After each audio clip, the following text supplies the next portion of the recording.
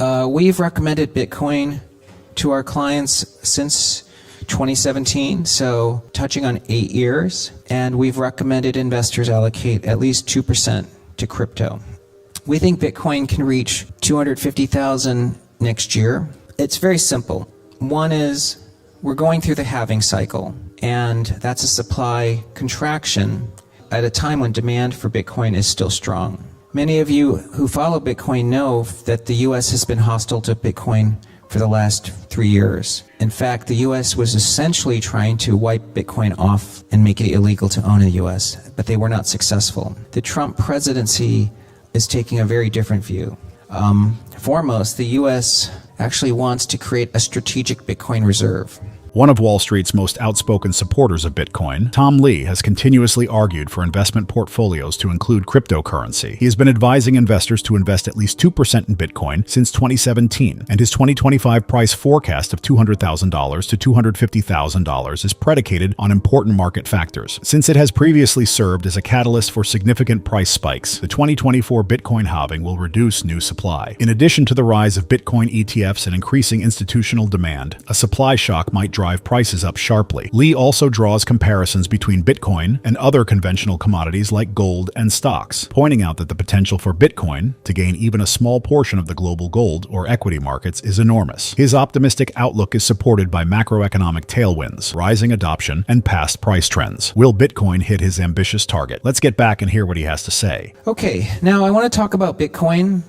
We've recommended Bitcoin to our clients since 2017, so touching on 8 years, and we've recommended investors allocate at least 2% to crypto. We think Bitcoin can reach 250,000 next year. It's very simple. One is we're going through the halving cycle, and that's a supply contraction at a time when demand for Bitcoin is still strong. The second is that we have a much friendlier government landscape. Many of you who follow Bitcoin know that the US has been hostile to Bitcoin for the last 3 years. In fact, the US was essentially trying to wipe Bitcoin off and make it illegal to own in the US, but they were not successful. The Trump presidency is taking a very different view. Foremost, the US actually wants to create a strategic Bitcoin reserve. Trump was on CNBC Friday, and he reiterated his commitment to making Bitcoin a reserve asset. I don't know if many people have thought about how much Bitcoin the US might actually buy. Today, the US government owns $660 billion worth of gold. They carry that gold on their balance sheet at the original cost from 1971. So officially, the US owns $11 billion worth of gold. But of course, if they sold it today, it would be worth $660 billion. The US owns 200,000 Bitcoin today. And in order to establish a strategic reserve, they've talked about increasing that total holding to 1 million Bitcoin, or buying roughly 800,000 additional Bitcoin at a cost of about $80 billion. The US only has to sell 15% of its gold holdings to fund that purchase of Bitcoin. Well, this is what makes me think about this important chart. Today, the value of gold is $18 trillion, and the total value of Bitcoin is $2 trillion. If the US is going to hold a strategic reserve of Bitcoin, it should own at least 10% of its value of gold in Bitcoin. That's about $70 billion worth. That's why I think over time, we have to think about where Bitcoin is going. We've used this view for some time, but we believe Bitcoin replaces gold. I think many of you believe that too, because it's quite useful. And if that's the case, if Bitcoin had the same value as gold, it would be worth $950,000 today. And that's more than 10 times higher than the current price of Bitcoin. We think the price of gold will rise over time, and that means that Bitcoin probably gets closer to 2 million or more.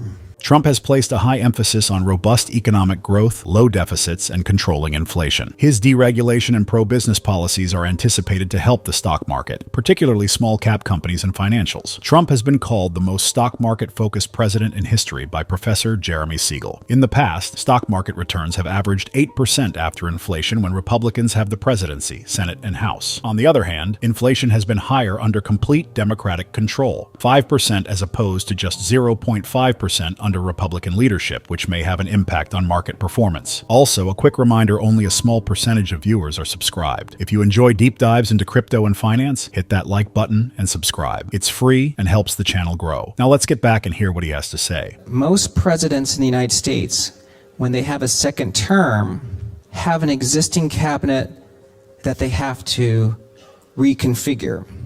This time he's building that cabinet from scratch, and he's picked some really savvy people. And what Trump has said, he wants low deficits, he wants strong economic growth, and he wants lots of drilling for oil. That's going to keep inflation low. That's why many people, including Professor Jeremy Siegel, said that Trump is the most stock market focused president in history. And if we look at stock market returns since 1900, whenever there's been a Republican president, Republican Senate, and a Republican House, that's happened 30 times. Stock market returns have been around 8% with low inflation. Compared to a Democratic sweep, the returns are similar, but do you see how much more inflation there is when you have Democrats in power? 5% versus 0.5%. So again, I think it's going to be possible for Trump to deliver on his promises. We also have what I would call a dovish Fed. And I believe most people know what that means, but just to reiterate, a dovish Fed means the Fed wants to keep interest rates low and support the economy. And that's bullish for stocks as well. There has been a recession in the US in auto sales, in durable goods, and in housing because the Fed has kept interest rates so high. These benefits of lower interest rates are going to reverse this all next year. Okay, so that gets us to why are we recommending small caps and financials and Bitcoin? Well, it has to do with thinking of those two scenarios. We had written for some time that if Trump wins, it's positive for Bitcoin, positive for small caps of deregulation, and M&A, which benefits small caps and financials. And if the Fed is dovish, that's easy money, and that's positive for Bitcoin and small caps, as well as for the banks. So there's a lot of logical reasons for why we're saying that these are the best sectors in 2025. Now, that doesn't mean we don't like technology or we don't like the Mag 7, but these are catalysts for these groups specifically. Okay. This week, on Wednesday, the Federal Reserve is going to have its December rate decision, and they're expected to cut interest rates in December by 25 basis points. But we want to know what the Federal Reserve might do in 2025. Here is our take. We think it's better if the Federal Reserve does fewer interest rate cuts next year. The market is pricing in 3 cuts, but we think it's better if they do only 1 cut. I don't know how many cuts they'll do, but we know the Fed has to get to neutral. Neutral is the interest rate that they believe does not create inflation in the economy. The current Fed funds rate is 4.75%, and the neutral rate is believed to be somewhere between 2.5 and 3%. That means the Fed has to make 6 to 8 cuts to get to neutral. This is why I think 1 cut is positive, because if they only do 1 cut next year, they still have to do 5 to 7 cuts to get to neutral. So the fewer cuts they do, the longer the easing cycle is, and the longer the easing cycle, the longer the bull market. Because we know one reason bull markets end is when the Fed turns hawkish or begins to tighten rates. What's different about next year is that the stock market is trying to digest 2 20% back-to-back years. And our base case at the moment is that the S&P 500 will rally strongly to 7,000 by the middle of next year, but the second half could be more challenging. And so we end at 6,600. I'm going to explain why this is only a base case, and I think that we can see some reasons why the second half could actually be much stronger. So I think of this as a forecast from now until June, and then when we get to June, we're going to revisit whether or not the market could do even better. So our basic thesis is you have many tailwinds building next year.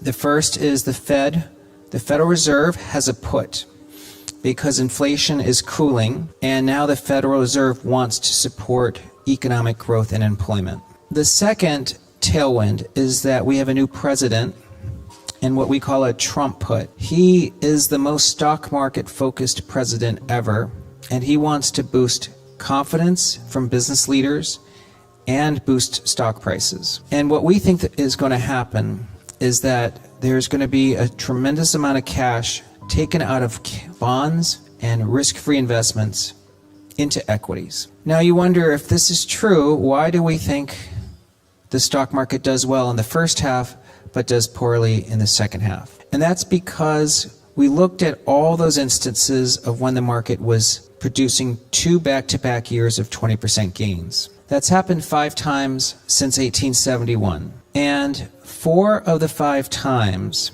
equities actually declined in the third year, meaning 2025. I don't think that that's going to be the case in 2025. But keep in mind, 5 of the 5 times, the stock market did better in the first half than the second half. So I am optimistic about next year, even though history says there's only a 1 in 5 chance the market is higher in 2025. Tom Lee thinks that advantageous market circumstances and a more accommodating Federal Reserve will make 2025 a great year for stocks, small caps, financials, and Bitcoin. He identifies important elements influencing the investment environment, such as past stock market patterns, the impending presidential election, and changes in Federal Reserve policy. Tom Lee notes that Trump's economic campaigns, such as more oil exploration, higher growth, and smaller deficits, may help control inflation. This is consistent with past evidence showing that lower inflation and average stock market gains of 8% have resulted from Republican-controlled governments. He also highlights how business-friendly measures could increase investor confidence, citing Professor Jeremy Siegel's opinion that Trump is the most stock market-focused president in history. According to Lee, the Federal Reserve is adopting a more dovish position on monetary policy, which means that interest rates will likely decline in the future. Although the market anticipates 3 rate reduction in 2025, Tom thinks that fewer cuts would prolong the easing cycle and sustain a longer bull market. Sectors that thrive in easy money settings, such as Bitcoin, small caps,